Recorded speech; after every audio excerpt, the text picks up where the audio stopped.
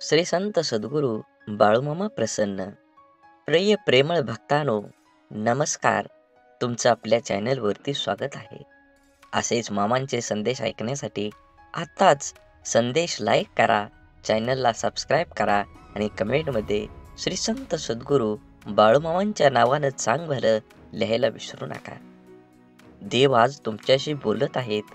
या आठवड्यात तुम्ही तुमच्या आयुष्यात अद्भुत आणि चमत्कार करीत गोष्टी घडण्यासाठी अपेक्षा करू शकता. देव तुम्हाला नवीन संधी आणि आशीर्वाद यापूर्वी कधीही न मिळालेली सर्व इच्छा देऊ इच्छित आहेत. जर तुमचा देवावर विश्वास असेल तर हा संदेश देवांना वेळ देऊन पूर्ण ऐका. देव म्हणत आहेत, मी तुला हे शब्द मोठ्याने पूर्णपणे ऐकण्यासाठी सांगत आहे. आज मी प्रेमळ, चांगलं आणि आशीर्वाद तुला देत आहे. हे प्राप्त करण्यासाठी तू पूर्णपणे पात्र झालेला आहे. त्यामुळे हा संदेश पूर्ण ऐक. तुझे संपूर्ण कुटुंब सुखी आणि आश्चर्यकारक हार्दिक चमत्कार अनुभवले आणि जेव्हा तुला त्याची आवश्यकता असेल तेव्हा तेथे असतील. देवावर विश्वास असेल तर आत्ताच कमेंटमध्ये टाईप करा, श्री संत सद्गुरू बाळूमामा. आज हा व्हिडिओ शेवटपर्यंत पाहिल्यास तुम्हाला देवाचा आशीर्वाद अनेक पटीने मिळून जाईल आणि देव पूर्णपणे तुमच्यावर या वर्षी वर्षाव करतील प्रेमाचा. या आठवड्यात तुम्हाला तुमच्या तब्येतीची सुधारणा दिसेल. नोकरी, व्यवसाय, नातेसंबंध आणि जीवन महोत्सव देव तुमच्या जीवन आश्चर्यकारक गोष्टी करतील. हा महिमा संपण्यापूर्वी तुम्हाला उत्सव साजरा करण्याचे काम असेल. आशीर्वाद तुमच्या मार्गावर येत आहे. तुमचे गतिमान सुधारेल, उपचार होईल आणि चमत्कार होतील. जेव्हा तुम्हाला त्याची गरज असेल तेव्हा हे सर्व काही घडेल. अगदी अशक्य वाटत असतानाही देव तुमच्यासाठी संधी निर्माण करतील आणि पूर्णपणे देव तुम्हाला आशीर्वाद देतील.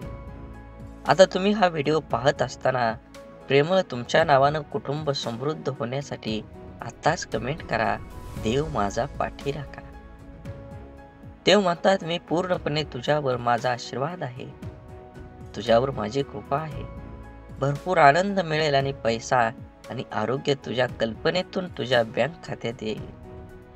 तुझी सर्व बिलं भरली जातील. वेळेवर मोबदला मिळावा म्हणून प्रेमळ भक्त माझी पूजा करत आहे आणि माझी मार्गदर्शन आणि संरक्षण मागत आहे. तुझं पूर्ण जीवन मी सुधारणार आहे. त्याकरिता हा संदेश तुझ्या पुढे मी आलेलो आहे.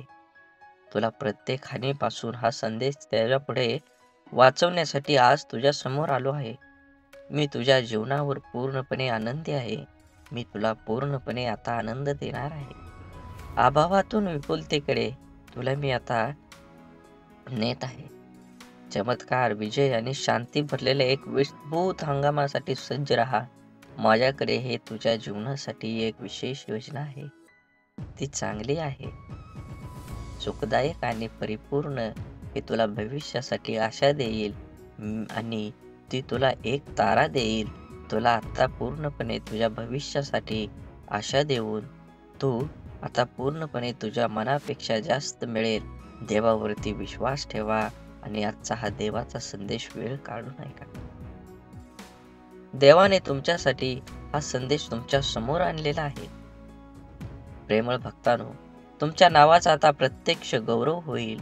तुम्हाला पूर्णपणे चांगले आरोग्य मिळेल.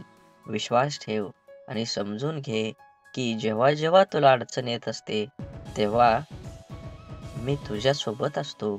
आता चमत्कार आणि यश मिळवून देण्यासाठी मी तुझ्या सोबत आहे. हा संदेश तुम्ही जर उघडला असेल तर शेवटपर्यंत नक्की ऐका, जेणेकरून बाळूमामांची कृपा तुमच्यावर आणि तुमच्या कुटुंबावर अखंड राहील आणि तुमच्या जीवनात एक असं वळण येईल की तुम्ही तुमच्या जीवनाचं आपूट पूर्ण आयुष्य बदलून टाकताल. कारण चांगले विचार आणि चांगली संगत माणसाला नेहमीच यशाच्या शिखरावर नेऊन पोचवतं. असेच बाळूमामांचे संदेश आपल्यापर्यंत पोहोचण्यासाठी पहिल्यांदा व्हिडिओला लाईक करा. चॅनलवर नवीन असाल तर चॅनलला सबस्क्राईब करून शेजारील बेल आयकॉन नक्की प्रेस करा, जेणेकरून येणारे असेच बाळूमामांचे संदेश आपल्याला सगळ्या अगोदर भेटतील. आणि व्हिडिओ आवडला तर कमीत कमी आपल्या प्रियजनांना शेअर नक्की करा आणि कमेंटमध्ये बाळू मामा प्रसन्न लिहायला विसरू नका. श्रीकृष्णाला गीता कोणालाही सांगता आली असती, पण त्याने फक्त अर्जुनाला सांगितले. कारण जसा सांगणारा असावा लागतो तसा ऐकणाराही असावा लागतो. तेव्हाच ज्ञानाचा विकास होत असतो. पोटाची भूक आणि गरजा माणसाला दुनियादारीचे सर्व नियम स्वीकारायला भाग पाडतात. कर्तृत्व आणि जगणं असं असावं, आपल्या असण्याचा प्रभाव आणि नसण्याचा अभाव हा जाणवलाच पाहिजे. म्हणून आनंदाने जगायचा सोपा उपाय काय असेल? जी माणसं हक्काने आपल्याकडे येतात ती परत जाता कामा नये, आणि जी जातात ते आपल्या लक्षात पण येता कामा नये. अडथळे तर क्षणिक असतात, पण त्या क्षणात खचून न जाता धीराने त्यांना सामोरं जाणं हेच तर आयुष्य आहे. जीवनात जलद गतीने मिळणारं यश अहंकार निर्माण करतं, तर उशिरा मिळणारं यश आपलं व्यक्तिमत्व तयार करतं. हरवलेल्या वस्तूही सापडू शकतात, पण एकच गोष्ट अशी आहे की जी एकदा हातातून निसटली की कोणत्याही उपायानं पुन्हा मिळू शकत नाही, आणि ती असते आपलं आयुष्य. म्हणूनच मनसोक्त जगा, पण शेवटी लक्षात ठेवा, माणुसकी धर्म हा कधीही सोडू नका. काटा जरी काट्यासारखा वागला तरी फुलानं आपलं फुलणं सोडायचं नसतं. जीवनाचं रस्तं खडतर असलं तरी रस्ता बदलून का होईना, परंतु चालणं सोडायचं नसतं. एखाद्या अडचणीत माणूस कामाला आला नाही म्हणून एकदा जोडलेलं नातं लगेच तोडायचं नसतं. हीच खरी मैत्री आणि हीच खरी नाती. जोडलेलं जपायला जमलं आणि जगणं जमलं हे आयुष्य एकदम सोपं होऊन जातं. परकेपणाच्या दुरावावर आपुलकीची फुंकर घातली ना की दुरावलेली नाती जवळ येण्यास वेळ लागत नाही. सोडून दिलेल्या भावना ह्या विरघळलेल्या चॉकलेट सारख्या असतात. फ्रीजमध्ये ठेवल्यानंतरही पुन्हा पहिल्यासारख्या आकार घेत नाहीत. म्हणून दुरावा कोणतंच नातं संपवत नाही आणि जवळीक कोणतीही नातं घट्ट करत नाही, तर नात्याची घेतलेली काळजी आणि केलेला सन्मान यामुळेच नातं अधिक मजबूत होतं आणि टिकत देखील राहतं. त्यामुळे नात्यांची काळजी घेत राहा. तुमचा आजचा दिवस निरोगी आणि आनंदी आणि यशस्वी जावो हीच बाळूमामांच्या चरणी माझी प्रार्थना. बाळूमामा म्हणतात, नक्कीच तुम्ही तुमचं जीवन हे चांगल्या पद्धतीनं जगलं पाहिजे. आयुष्यात अशा माणसांचं असणं खूप आवश्यक असतं, ज्याला मनाची परिस्थिती सांगण्याची शब्दांची गरज नसते. विश्वासघात करणाऱ्या माणसाला जाब विचारण्यापेक्षा त्या माणसाची बोलणं सोडणं हीच त्या व्यक्तीसाठी मोठी शिक्षा असते. माणसाला कधी कधी पाठीमागं लागलेली संकटेच पुढे जाण्याचा मार्ग मोकळे करतात. म्हणून कधी कुणावर विश्वास ठेवू नका, आणि ठेवलात तर त्याच्यावर 100% ठेवा. गरजा आणि इच्छा यामध्ये खूप फरक असतो, आणि त्यांचा समतोल साधताना संपूर्ण आयुष्य निघून जात. कधी कुणावर जास्त अवलंबून राहू नका. चालता चालता लोक विश्वासघात करतात हो. शब्द देऊन आस निर्माण करण्यापेक्षा साथ देऊन विश्वास निर्माण करणं हे सगळ्यात जास्त महत्त्वाचं. आयुष्य एकदाच मिळतं, जगायला शिकलं पाहिजे. माझा जन्म गरीब घरात झाला.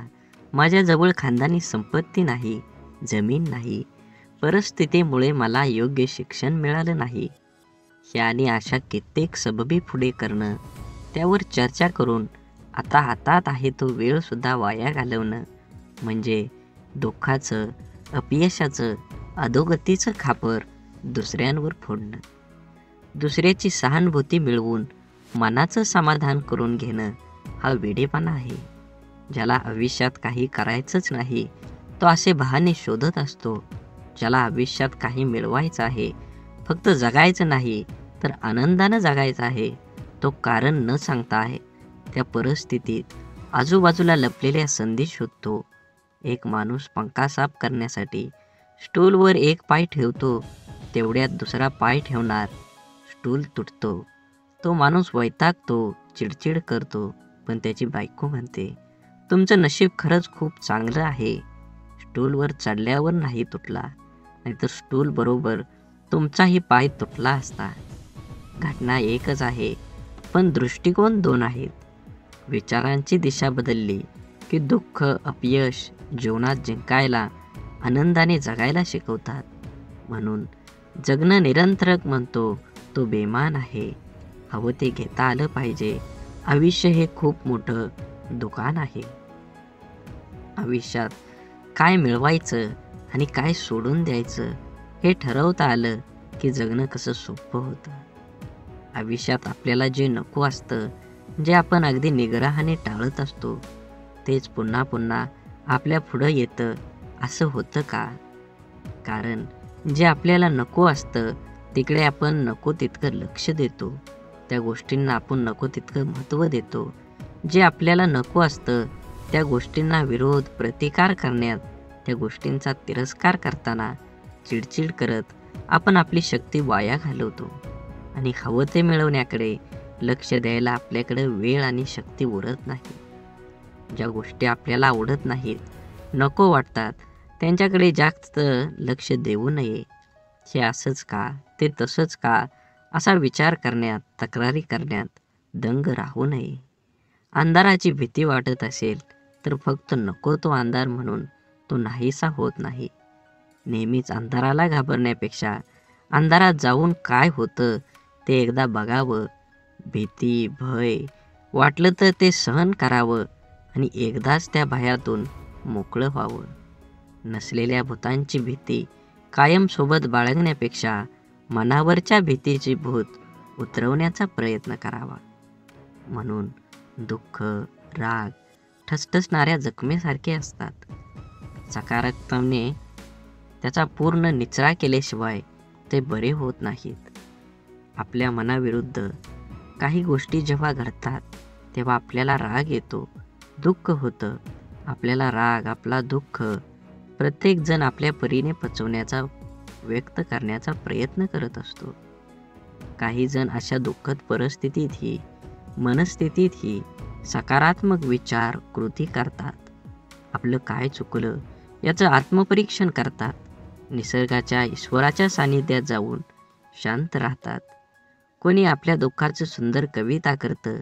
काही जण आपल्या मनातल्या भावना पेपरवर उतरवतात आणि मनाला मोकळं करतात.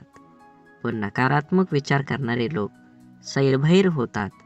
आपल्या दुःखाचं खापर दुसऱ्यावर फोडत बसतात. आपल्यावर कसा अन्याय झाला आहे याचं प्रदर्शन करण्यासाठी स्वतःला व्यसनात बुडवून घेतात आणि स्वतःचा त्रास आणखी वाढवतात. आयुष्यात चांगल्या गोष्टी न बघता न मिळालेल्या गोष्टींकडेच लक्ष दिल्याने जीवनात नैराश्य येतं. मन उदास होतं. आपल्या क्षमतेवरचा विश्वास उडतो. जगण्यातले छोटे मोठे इतर आनंदही माणसाला घेता येत नाही. आयुष्यात आपल्याला हवं ते मिळण्याचे असंख्य अगणित मार्ग आणि पर्याय असतात. आयुष्यात काही मिळवायचं असेल, आनंदात जगायचं असेल तर आयुष्याचं मोल जाणून घ्यावं लागतं. स्वतःची किंमत ओळखता यावी लागते. स्वतःच्या क्षमतेवर, योग्यतेवर विश्वास असावा लागतो. जीवनात यश हवं असेल आणि आनंदी जीवन जगायचं असेल तर आपली मानसिकता ही सकारात्मक असायला हवी. जग जसं आहे तसे ते सर्वांना सारखंच आहे. आपल्यासाठी वेगळं व इतर लोकांसाठी वेगळं नाही. दुःख, अपयशी व्यक्ती या जगातच राहतात आणि सुखी, यशस्वी व्यक्ती ही या जगातच राहतात. मग हा जो बदल आहे तो फक्त आणि फक्त आपल्या मनोवृत्तीचा आहे. जीवनात घडणाऱ्या घटकांकडे, आपल्या समोर आलेल्या आव्हानांकडे बघण्याची आपली मानसिकता यावर सर्व काही अवलंबून असतं. आपलं मन हे सुपीक जमिनीसारखं असतं. त्यात जे पीक हवं आहे त्याचं बीज जर नाही पेरलं तर नको असलेलं गवत आपोआप न पेरता मोठ्या प्रमाणात उगवायला लागतं. म्हणून ज्या गोष्टी आपल्याला हव्या आहेत त्याचंच बीज आपल्याला पेरता यायला हवं. ज्या प्रकारची माहिती आपण वाचतो, ऐकतो, बघतो त्याचप्रमाणे आपली मानसिकता तयार होत असते. म्हणून जीवनात चांगली माहिती वाचण्याची सवय मनाला लावणं हे खूप आवश्यक आहे.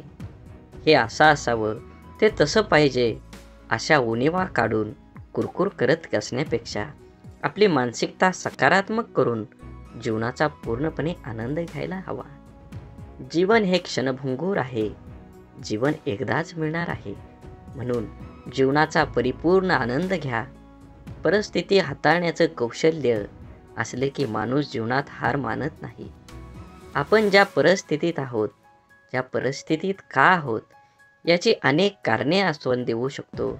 कारण देणं सोपं असतं, कठीण असतं ते कुठलंही कारण न सांगता लढणं. कसं जगायचं याचं 2 मार्ग असतात. पहिला मार्ग म्हणजे परिस्थितीसमोर हार मानून सोडून देणं.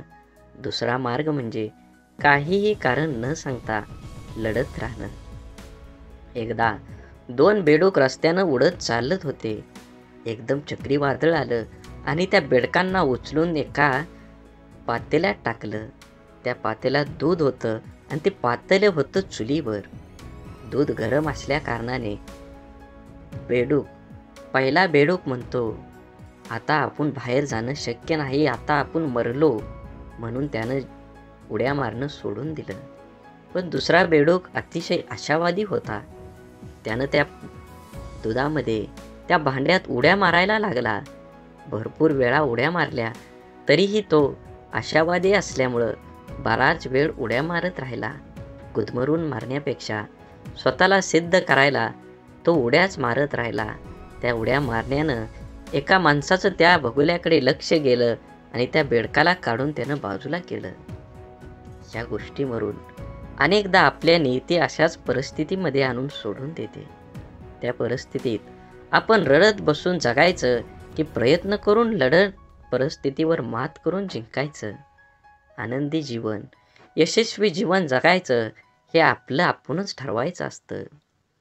आपला सर्वात मोठा शत्रू म्हणजे भीती, भय. आपण जर इथलं राहिलो तर वाटेल तो आपल्याला दडपण्याचा प्रयत्न करेल. म्हणून माणसाने नेहमी निर्भय राहण्याचा प्रयत्न करावा. ज्या गोष्टीबद्दल आपल्याला मनात भीती निर्माण होते ती गोष्ट करण्यास आपलं हातपाय हिम्मत करत नाही. जी गोष्ट आपण सहज करू शकतो ती सुद्धा आपण संशय भीतीपोटी गमावून बसतो. रिकाम्या भीतीमुळे आपली शारीरिक व मानसिक दोन्ही क्षमता कमी होते.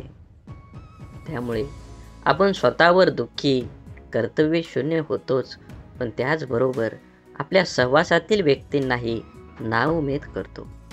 जेव्हा आपण एखादी गोष्ट करण्याबाबत निश्चय दृढ करतो आणि त्यावेळेस आपले सहकारी बोलतात की मला नाही वाटत तू हे करू शकतो, मोठ्यांना जमलं नाही ते आपल्या सामान्यांना काय जमणार, तेव्हा यांना नाउमेद करणाऱ्या विचारांचा परिणाम आपल्या मनावर होऊ दिला नाही तर यश हे आपलंच असतं. निश्चयाची, निर्भयतेची, आपण करू शकतो या भावनेची शक्ती अफाट असतं. एकदा का मन निर्भय झालं की दुबळे अशक्त शरीरही अफाट कार्य करू शकतं. जिवंत असून पुतळ्याप्रमाणे जगण्यापेक्षा मेल्यानंतरही जिवंत राहिलो पाहिजे असे कर्तृत्व निर्माण करता आलं पाहिजे. जबाबदारी दैनंदिन जीवनातला खूप महत्त्वाचा शब्द. अगदी बालपणापासून जे जीवनाच्या शेवटपर्यंत सोबत असतो ती जबाबदारीच आपल्याला आयुष्यात जगायला शिकवते. जबाबदारीचं ओझं अंगावर पडलं की आपण हळूहळू मोठं व्हायला लागतो. सगळ्या गोष्टींची किंमत आपल्याला समजायला लागते. जेव्हा न कळत अचानक एखादी जबाबदारी आपल्यावर येते तेव्हा तिला सामोरं जाण्याचं सामर्थ्य आपल्यात कुठून येतं हे स्वतःला ही कधी कळत नाही. कौटुंबिक, सामाजिक, भौतिक आणि वैयक्तिक अशा सगळ्या जबाबदाऱ्या आपण कळत न कळत पार पाडत असतो. काही जबाबदाऱ्या आपल्याला माहीत असतात त्यामुळे आपण त्याबद्दल विचार करून ठेवलेला असतो. परंतु जीवनात कधी अचानक अनपेक्षित काही जबाबदाऱ्या आपल्या खांद्यावर येऊन पडतात. तेव्हा खरी आपली परीक्षा असते की त्या जबाबदाऱ्या आपण कशा पार पाडतो. तेव्हा आपलं मन, बुद्धीची शक्ती, विचार करण्याची पद्धत समजते. काळजी घेऊन, मन लावून, विश्वासाने एखादं काम पूर्ण म्हणजे आपली जबाबदारी स्वीकारणारे माणसं जीवनात कधीच हार मानत नाही. एकतर ते जिंकतात किंवा शिकतात.